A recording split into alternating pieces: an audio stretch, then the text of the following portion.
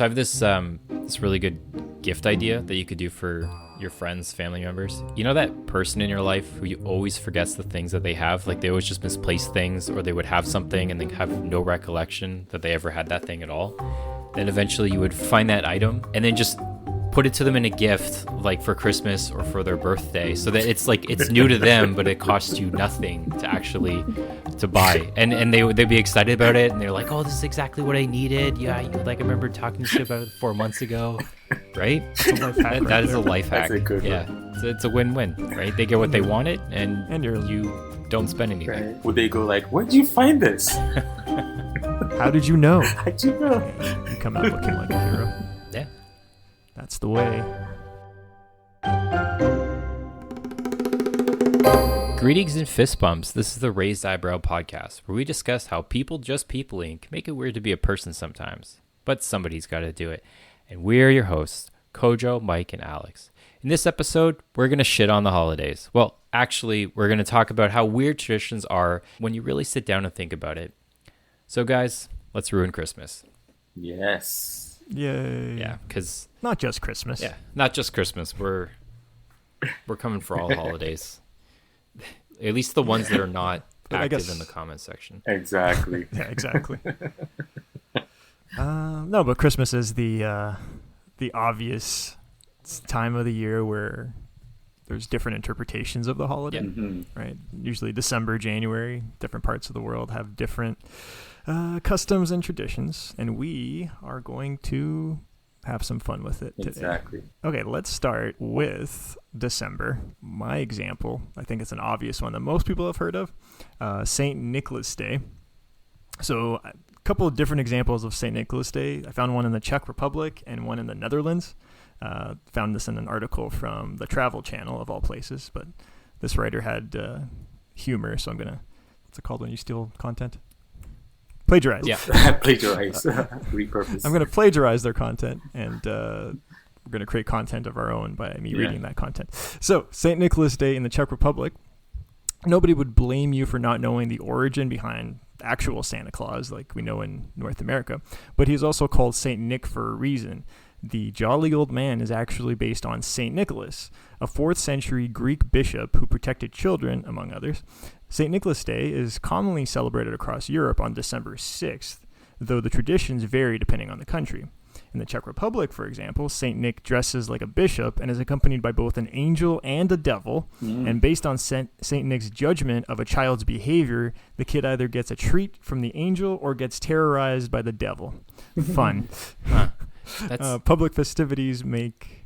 So let me just finish that thought. Public festivities make Prague an excellent base to witness the spectacle, with kids dressing as angels and devils. Yeah, it's interesting when you think about it, because so St. Nicholas is the patron saint of sailors, merchants, archers for some reason, repentant thieves, children, brewers, pawnbrokers, unmarried people, and students. That's a lot of different representations. Yeah. All inclusive. Yeah, really. Yeah. Yeah, exactly. It's like the god of everything. The Netherlands version, bit of a departure from the Czech Republic one. So this is on December 5th in the Netherlands. And here, St. Nick, or Sinterklaas in Dutch, catches a steamboat from Spain. In preparation, kids leave traditional clogs, or like the traditional Dutch shoes, by the fireplace or their door, and think of it as the equivalent of hanging stockings over the fireplace in North American Christmas, right? But these shoes are filled with hay or carrots for Sinterklaas and his white horse, in hopes that small gifts will replace this offering. So that's the Netherlands version of St. Nicholas Day. Do you know who his helper is? Bit different. Sorry, say again? Was Sinterklaas's helper? No. His name is Zwart Piet. Probably pronounced that wrong. He's Santa's helper. Oh yeah. He's a black elf, and traditionally, those roles were like there'd be people who dress up as blackface for that particular festival. Not condoning that. And it adds to the whole like elves are slaves narrative that you hear a lot of, and definitely Netherlands got a lot of flack for that when Black Lives Matter protests were going on. Yeah. Zwart Piet, but it goes back pretty far. But yeah, that's who his helper is. Mm. That's messed up. It is. Yeah. It is. I've heard of this though. Yeah. Yeah, look it up. Yeah. Any other? Yeah. Yeah. Any other Christmassy Well, seasonal interpretations? on the topic of Saint Nicholas, so Coca-Cola claims that they came up with the Santa Claus that we all know and love. But apparently, there's so Coca-Cola is 1931, but Thomas Nast was the first had the first modern image of Santa Claus, which is in 1862. Oh, really? Yeah. I didn't know that. Yeah. 1862, and this is which country? Thomas Nast. I think Thomas Nast is British. Hmm. Well, so I think I wrote it somewhere, and it talks about he had a sketch for the military. So he's British, but I think he's based in America. Mhm. So created some imagery for the American soldiers, and then he used Santa Claus for that. But then changed the image, which is the guy in a red suit. So that's where Santa comes from. Yeah. Yeah. Thomas Nast. He was a German-born American German, right. caricaturist. So he was like a cartoonist, essentially. Yeah. Yeah. Creative. Yeah. And He doesn't get any respect for creating Santa Claus. speaking First time hearing about this guy. speaking of brands using Santa Claus, so in 1974, there was this really successful KFC advertising campaign in Japan. And ever since then, Japan, they would dress up Colonel Sanders in the red suit, not St. Nicholas. And because apparently like a bucket of chicken, like a family bucket of chicken that's like the go-to meal in Japan. Because it's very different from their traditional cuisine, right?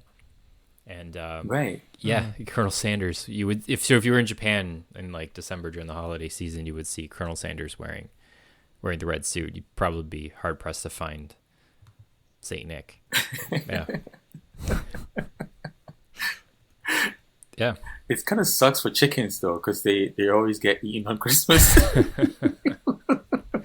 Yeah. Yes, it's not a good holiday if you're poultry. Chicken. Yeah.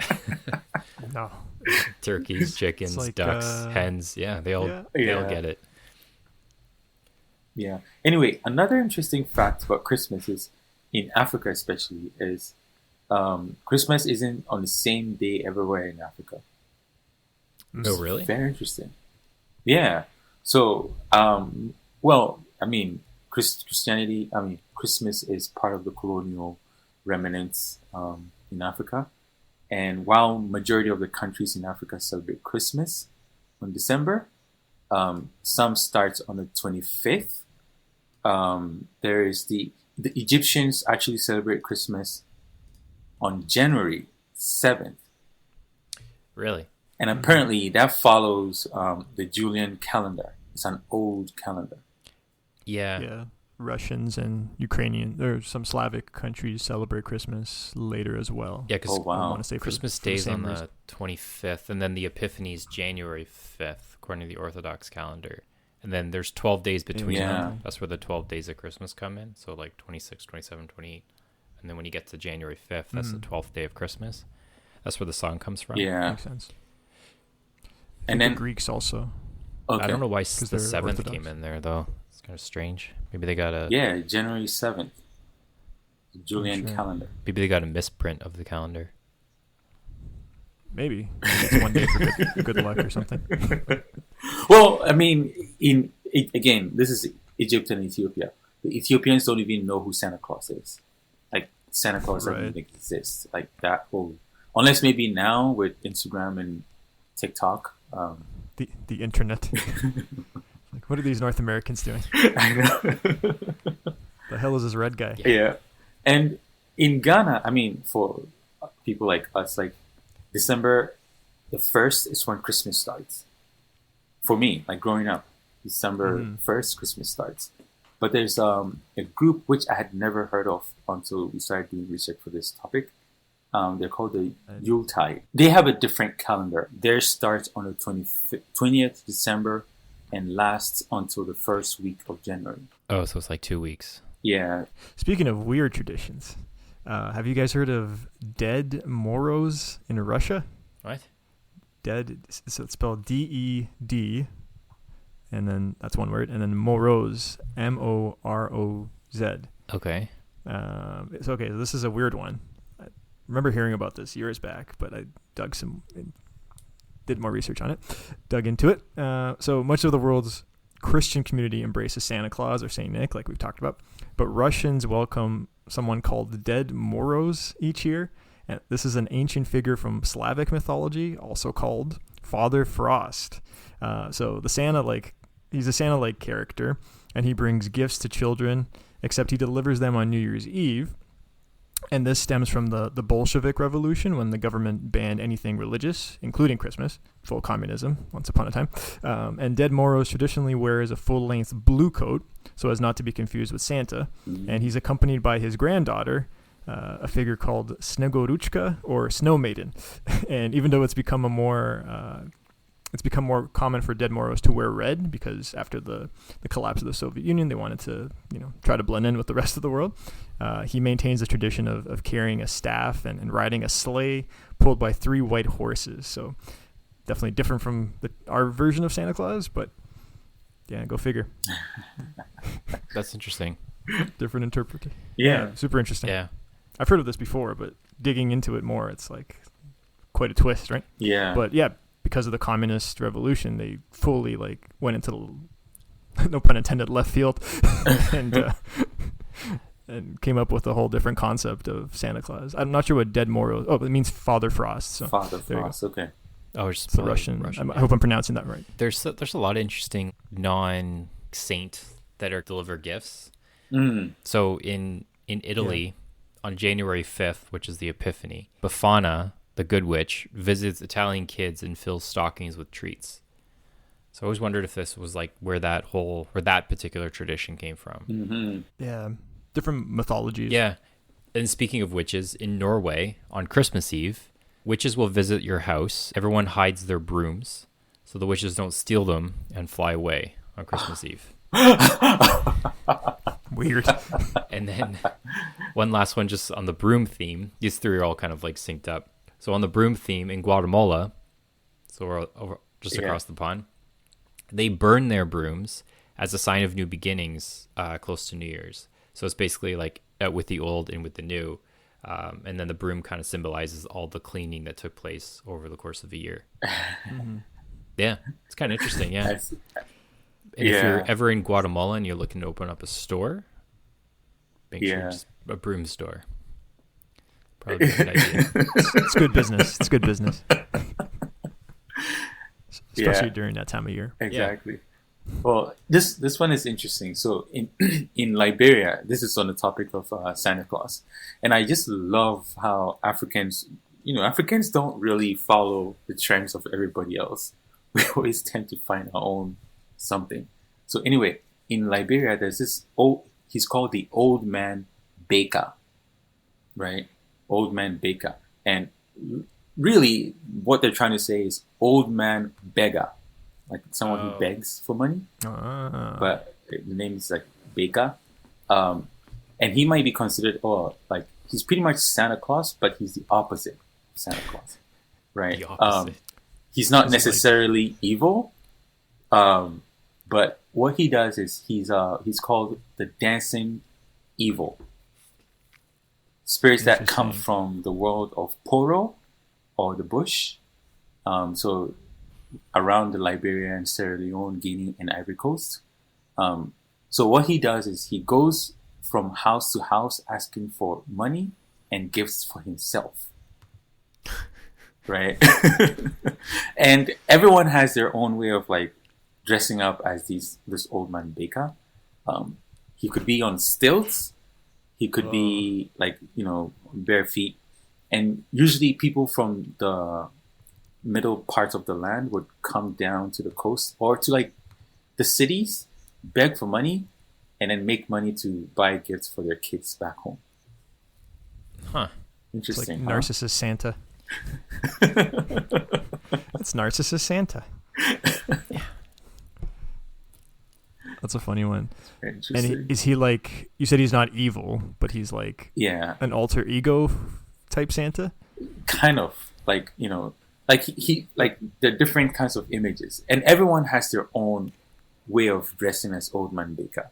So you can't That's, you can't really identify him. Perhaps maybe you might be able to identify him by his dance, mhm. but and then the fact that he's always asking for money from house to house.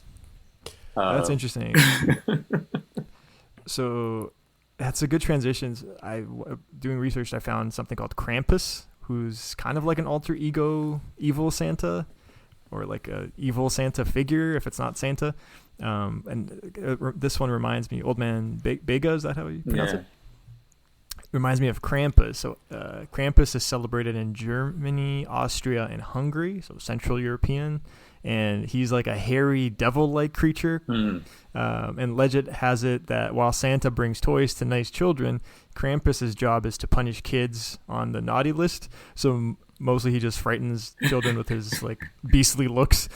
But it's said that he throws particularly bad children into his sack or chains them up in his basket and carts them off to hell. This is the tradition, quote unquote. And people in Austria and all these neighboring countries often dress up as Krampus to, poke fun at it in early December, and then they wander the streets and like playfully scare children. Go figure. Culture. That's awesome. There's I know. one in terms of like the naughty list, nice list thing. So this one's coming from Iceland. So if you do not do your chores during the year, there is an evil cat, also called a Yule cat, who will eat you. So this dates back to the Dark Ages. And the sign that comes from it is that if you don't do your chores and you don't get new clothes for Christmas, I don't know how the clothes work in there, but if you don't get new clothes for Christmas, right, you'll see a black cat who's staring you down, and that is a sign that it will eat you. Oh no! Yeah, isn't it interesting how parents try to find ways to get kids to do their jobs? Yeah. No presents. You got to do what you got to do. Yeah. Talking about gifts, this is the thing. I can't just generalize because Africa is so huge that different people have. Think about it. There are 54 countries. And in the 54 countries, Ghana alone has over 80 languages and 70-something ethnic groups. Each one has their own way of doing something. So, again, like some of the stuff I'm saying might be generic, but I don't mean it for everyone. Of course.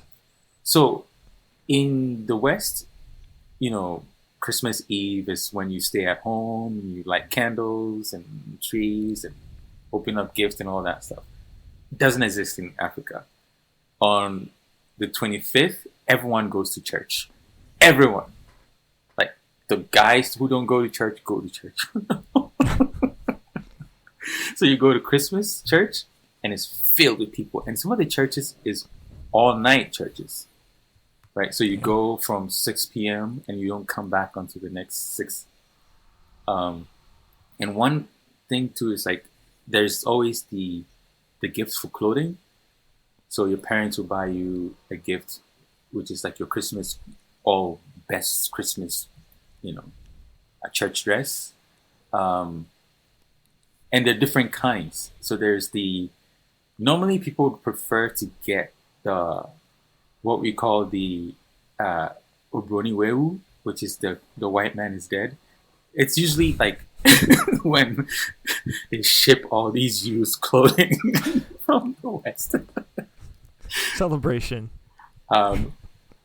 So they're like more like tailored, not tailored, more already made clothing. I don't think this exists anymore. People probably spend money for new stuff. But think about your generic, guy who just wants something from abroad. Right. The tailored clothing it's good, but some people look down upon it because it's sewn by your guy next door who you already know. But you prefer to have something from abroad. Right. There are usually no toys. Like usually no one gives out toys.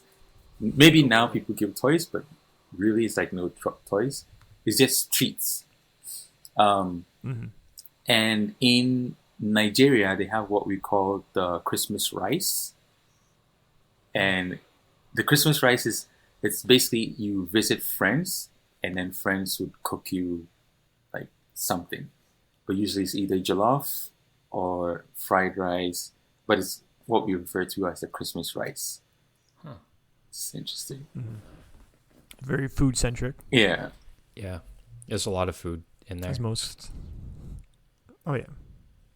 As most You go holidays. You go to anywhere in the friend's world. house and then they cook. So you mentioned like Christmas rice in Nigeria. There was this one dish, I guess it's a dish, that I found that's apparently a delicacy in South Africa. They would have deep fried emperor moth caterpillars, usually served with like as a salad, like with like lettuce and stuff.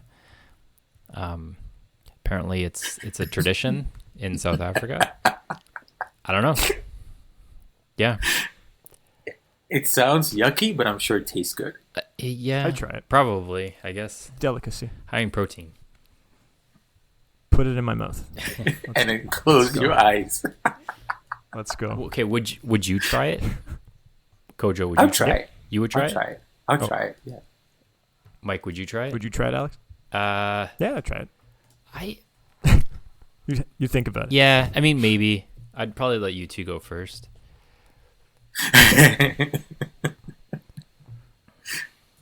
How bad can it be? Yeah. Have you ever had caterpillar? No. I've had No. grasshopper.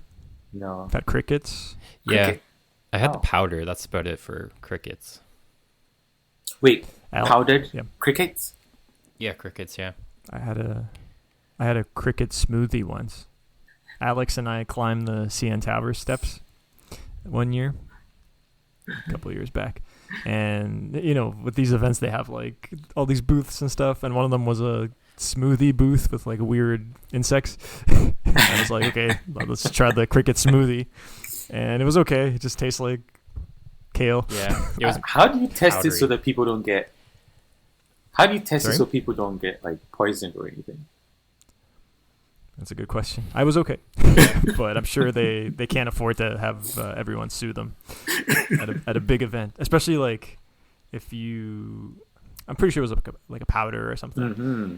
I didn't actually see the crickets, so they were probably pre-cooked or something. Yeah. But I just don't remember the exact method of the cricket food. But I just remember it tasting like whatever. Yeah. And also, if you have a booth in such a big event, like that's a lot of publicity. You can't afford to mess that up, right? Right.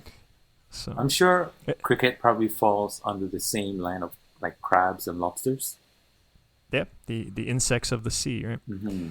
Cricket is, I don't know, just earthy crab. Yeah, but it's true though. Like Yeah. I compare it to, you know, you go to a amusement park and there's a big scary roller coaster. Like, can you ensure that nobody Right. dies? But like, you can't afford to have people die because that's people are going to sue you for millions of dollars, and your park will close because you didn't take care of your roller coaster. So Right. these people know what they're doing. Millions of people eat crickets and grasshoppers all over the world. Mm-hmm. From what I know, they're fine. It's like But what do I know? It's like the because the Chinese have the Chinese tofu, the smelly tofu, Yes, and had that. apparently it tastes. Oh, you've had it? I've had it. Oh. I went so in Toronto we have something called night market, Chinese night market. Mm-hmm. I think it's twice a year if I'm not mistaken. But I went to it a few times and I tried. A good friend of mine who is Chinese Canadian. He's like, try it. Let me know what you think. And clearly I'm open-minded to things. It smells funky, but it tastes like tofu if you've ever had tofu. Right. So there's no actual taste that's different from regular tofu. It just smells really weird. So it's like this, like, ooh, you're gonna eat it. You're gonna eat it. I don't know. It's just fermented like crazy, so it creates a weird smell. Apparently, it's really good for you because of the, it's fermented, so probiotics. It's good for your gut health. Yeah. That's the only reason why you would have Try it, because of the smell or because of the fermentation, and then you just deal with the smell and get the benefits of the health benefits. Exactly. Interesting. But That's some Frank's Red Hot. there are times where the stinkiness also gives it an amazing, like once you start eating it, you forget about the stinkiness. Yeah, you can't. And It doesn't taste like Yeah. anything. It's just regular tofu. It just smells funky. Yeah. It's like Just add some Ghanaian foods that like they smell disgusting. But so you finish eating and you're like, oh man, this is so good. And then you go out, you come back in, and then it hits you like a wall, like the smell in the house hits you, and you're like, ooh, this place stinks really bad. Yeah. Yeah. So is it? Do you guys have any other Christmassy ones or? So any- I have one tradition. This it's a carnival, and it's similar to Caribana, Yeah. where people are dressed up in masks and feathers, and from my research, it started with a Dutch and a British trader in the town that I grew up in, which is Winneba. Winneba is a fishing town. So a Dutch and a British trader had this festival where they wear assorted masks and dance and drink in white-owned bars on Christmas. And there was this guy named Abraham. Like normally, the people who are on the coast would have British names because they intermarried with the white traders. So Janka Abraham, who is from Salt Pond, which is salt meaning that's where they make salt, and he worked at the bar, and he thought of like incorporating some of the mask with traditional festivals, with the customs and stuff, and so he and his friend, whose name is A.K. Yamua, started this festival, and this festival. So the festival originally started with they have the nobles, and then since then they've been like number 1, number 2, number 3, and then number 4. Number 4 is more of like the elite. Number 3, which at that time was it's a Catholic youth, and was also funded by a European priest. Right, he would buy all the clothing from. They'll ship things from, European countries, like costumes, like, masks and things like that. And then the locals would dress and then they would dance. So on Christmas, you come to Winneba, and then also in Cape Coast, we have this festival where people just dance in the middle of the street. And they would have the brass band. Back in the days, like they would train people, but then they noticed like they might as well just hire actual musicians to play these ceremonies. So the city is flooded with like, think about like Halloween night, but in the day, and it's just music. So you'd be at church, and then you hear the band, and everyone would come out to watch these guys dance on the street. Oh wow, Damn. It's one of the most. So I always thought this is like a very old religion. I mean, cultural thing that probably came with the slaves, and then they're doing it in. So I have to still dig deep and like do some research on this, because I was like, "There's no way this thing didn't start in Africa." They definitely ran with it. That's for sure. yeah, like it could have like originated in some capacity and then evolved over time. That's how some traditions. Yeah, because even with the Bega guy, the Sierra Leonean one, Old Man Bega. that has its roots in the traditional Sierra Leone culture. Right now, what I'm talking about, which is called the fancy dress, originally was called the Masquerade Carnival, but the locals couldn't pronounce the name, so then they changed it to fancy dress. And still the people couldn't pronounce it, so they call it the Fanti dress. The people of Winneba speak a language called Fanti. Right? So then to them, it makes sense to, they're like, oh, Fanti dress instead of fancy dress. Interesting.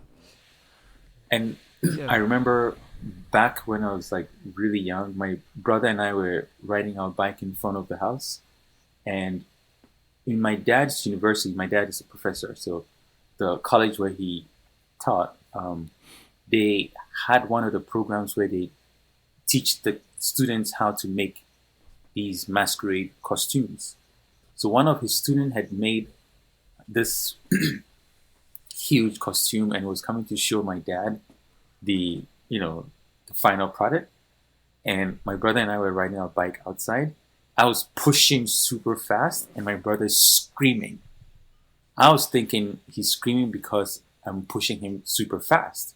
Apparently, he's seen a big chicken, and he was screaming. How big is this chicken? It's like a big chicken. So then I stopped, and then I look up, and there was a huge chicken. I fled. You just ditched him. I ditched my brother. I was gone. Wow. Good luck. Survival of the fittest. Yeah. So check out Fancy Dress Winneba Christmas. Fancy dress Winneba. Yeah, all that's super interesting. So one of my examples is Carnival in general. Mm-hmm. One of the interesting ones is Carnival from Venice in Italy. So we've heard of different carnival traditions, one right now, but there's different ones that vary widely across the world. So there's Mardi Gras in New Orleans, that's a famous one, and then you have the Brazilian one, just one big party. Both of those are, different cultures, but one big party. The carnival in Venice is all about masked costume balls, so it's super like fancy and bougie, or at least like putting the perception of being fancy and bougie. So even if you're the poorest Venetian, you still have to, part of the tradition is to dress fancy or look like you're fancy. It's weird. But the backstory here is that this version of Carnival, or Carnival, depending on how you pronounce it, is tied to a 12th century Catholic custom, which likely evolved from the winter solstice. The practices were marked by a period of full-out like debauchery before the no fun season of Lent began. So with Lent, you have to be nice Catholic person, and before that, you go crazy with Carnival apparently. However, it can be argued that plenty of debauchery still happens today during the first 2 weeks of February that lead up to Lent in the Carnival season. At least the Venetian version of it. Yeah, no wonder the Catholic priest was funding this in Africa. In Ghana. There you go. Yeah. Well, so I guess it came to Africa from the Catholics? 12th century? Yeah. Does that make sense? But the thing is, Africans, especially Ghanaians, have a way of also making it local, because even the dance, like there's a special dance which is only in Winneba. Like the Cape Coast dance might be similar, but the Winneba dance is like unique only to Winneba. Of course, and that's everywhere in the world where something gets like introduced to a culture. The locals will make it their own. Right. Yeah. Every single time. Yeah. Yes, what makes this thing so interesting is how something that's so like celebrating the birth of Christ, which essentially is what Christmas is, has so many different permutations in all these different cultures. We haven't even mentioned. This is the first time he's actually been mentioned in this whole podcast. Yeah, and funny enough. Yeah. By the way, that's what this is all about, right? So, yeah, that's what makes it. Yeah, because you just have that old traditions kind of mixing with new ones. Like the Christmas tree is a pagan tradition. They would have a tree and they would put lights on it, and they would decorate a pine tree, and that was a pagan tradition, and that was essentially just co-opted by the Catholic Church. There was called a Tannenbaum, and it was relatively new to other European countries. It kind of gradually made its way over, gained popularity in the 1800s. But you were talking about like a festival type thing. There's this one, I guess it's a festival. So it's called it's a this is in Peru. So there's a Quechua, I think it's the language. It's called Takanakui. It's a word in Quechua for boiling blood. And basically what happens is there are organized brawls in cities where people would dress up in costumes. They would wrestle each other, and they would all listen to Peruvian folk music, which is mostly pan flutes in the background. And so you can imagine these giant wrestling matches where everyone's in costume in just random Peruvian cities all throughout the Andes Mountains.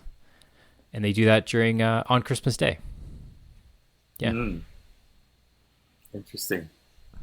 Yeah. Yeah, it's a different interpretation. Yeah. yeah, they definitely made it their own, that's for sure. Yeah. Yeah.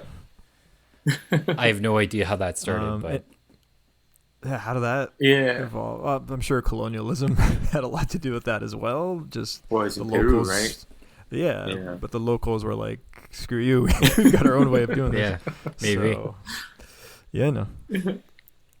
Yeah, that's how it evolved. Yeah. Do you guys have any other non-Christmassy traditions that are interesting? Or I have two from Spain that are around the holidays. How about you guys? Any more? I got a Jewy one. Okay. Oh, yeah. Let's hear it. Yeah, sure, why not? It's in December. So this one's for Hanukkah, so this is a tradition that was introduced many years later after the events of Hanukkah. So have you guys heard of something called sufganiyot? This is a deep-fried jelly-filled donut topped with powdered sugar. I grew up with these. Delicious. Also dangerous if you're trying to keep your figure. But they're commonly enjoyed traditionally by Sephardic Jews. So these are Jews of Spanish, Middle Eastern, or African origin during Hanukkah. Yeah. Right. So this is the, for those of you who don't know, Hanukkah is the 8-day festival of lights, which takes place every December. And it celebrates historical events leading up to the Maccabean revolt, where, according to legend, one night of oil lasted for 8 nights. And it's unknown exactly how or why this donut became associated with the holiday, but one theory is that Moroccan and European Jews enjoyed variations of these donuts before they became popular in Israel, where today they reign supreme during Hanukkah. Yet it's likely that the fried component had a lot to do with it, thanks to the whole oil thing. Different interpretation of oil, but just a weird custom that was passed around, and now it's actually enjoyed by many different Jewish communities, including Canada. That's cool. So it's a funny Jewy one related to food. Yeah. That's the only way you're going to get people. Yeah. You got to introduce the food. Yeah. And when you deep fry stuff, Best way to experience any culture is through their cuisine. You learn a lot. Yeah. I got one for sure. Also on bakers as well. So this one is this is in Spain. So on December 28th is the Day of the Holy Innocents in Spain. And bakers would make cakes where they would switch the sugar that would go into the recipe for salt. So these are incredibly salty sweets, but they look like the actual real McCoy. And it's kind of like a April Fool's Day prank on unsuspecting customers who go in on the 28th to go buy baked goods. I don't know why they would do it, but yeah, it was around that whole time. That's I guess what they do. Yeah, it's all about timing. And then staying in Spain again. This is my last one. This one is it's called, my Spanish is not good, so Tio de Nadal. No relation to Rafa Nadal, who's the tennis player. So Tio de Nadal is a candy pooping log. So this Catalan tradition is where kids would create a log character. So imagine a log, they would put like googly eyes on it, ears, whatever. And they would live in their home throughout the holiday season. And then what they would do is they would cover it up with a blanket, and then they would beat it with sticks so that it would poop out candy. Nice. Yeah. I have no idea how that started. Tough love. There's nothing related to, I mean, like the Yule log for like fireplaces. That's the only connection I could think to like classic traditions, like the fireplace. But I don't know why Right. you would put eyes on a log, What kind of cover it up, and beat it. what kind of colonialism is this? I don't know. It's Catalan tradition, so Yeah. Interesting. yeah. But we do like to anthropomorphize things Mhm. to make the log more human friendly. I don't know. Right. Like there's a mascot for Stanford called the Stanford tree, and it's just a tree with eyes. It's really random, but make it more human friendly because it has eyes now. That's awesome. Yeah. I know. Just put eyes on it. So those are just some holiday traditions, the ones that we could find anyways, from many Yeah. parts of the world. Yeah. And I guess for final thoughts, happy holidays. That's pretty much it.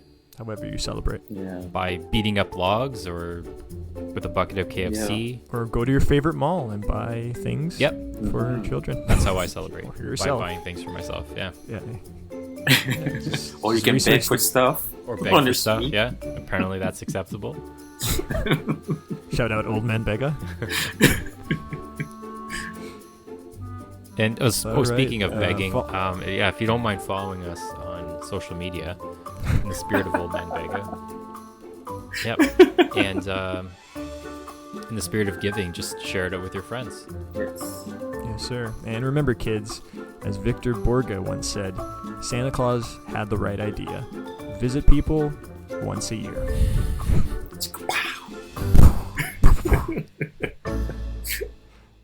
Gunshots.